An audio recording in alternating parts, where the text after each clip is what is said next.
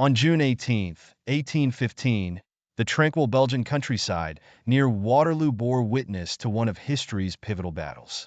This decisive clash marked the end of the Napoleonic Wars, a series of conflicts that had redesigned Europe over 15 tumultuous years. The Battle of Waterloo saw Napoleon Bonaparte, the once mighty French emperor, challenged by a coalition led by Britain's Duke of Wellington and Prussian Field Marshal Gebhard Leberecht von Blücher.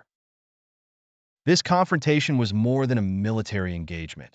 It was a battle of fates, of empires, and of the very future of the European continent.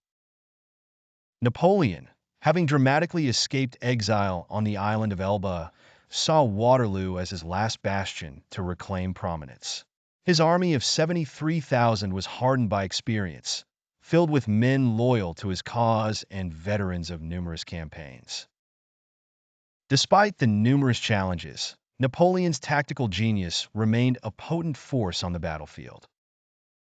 In stark contrast, the coalition opposing him marshaled nearly 118,000 men. Wellington's force was a mosaic of nationalities. British, Dutch, Belgian, and Hanoverian troops stood under his command, while Blücher's Prussian reinforcements stood ready to turn the tide. The battlefield itself became an accomplice to the outcome. Rolling hills and strategic strongholds like the farmhouses of La Haye-Sainte and Hougoumont defined the landscape.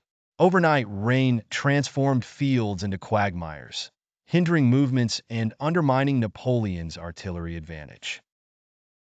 The mud proved an equal enemy, affecting both sides' plans and forcing reliance on infantry skirmishes, swift cavalry charges, and the formidable stationary assault of artillery. The battle began with a fierce French assault on the Hougoumont stronghold, a diversionary tactic that drew resources away, but failed to dislodge the British defense.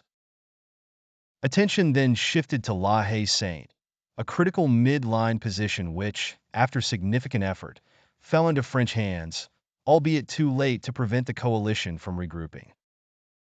Blücher's Prussian forces had tirelessly maneuvered to the battlefield as a crucial reinforcement, hitting Napoleon's exposed right flank and splitting his focus. In a desperate and final maneuver, Napoleon committed his elite Imperial Guard for a direct assault against Wellington's center. A surprise counteroffensive by the British, however, shattered this once unbeatable unit, decimating French morale and seeding chaos among their ranks.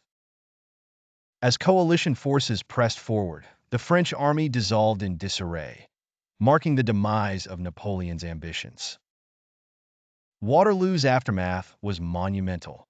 Napoleon's once unrivaled rule concluded with his surrender to the British and subsequent exile to St. Helena, where he lived out his remaining years.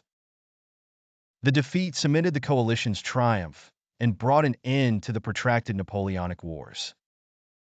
The power dynamics in Europe shifted as the Congress of Vienna solidified the map, aiming for a balance designed to thwart any future domination like Napoleon's, ushering in a new era of peace and diplomacy across the continent.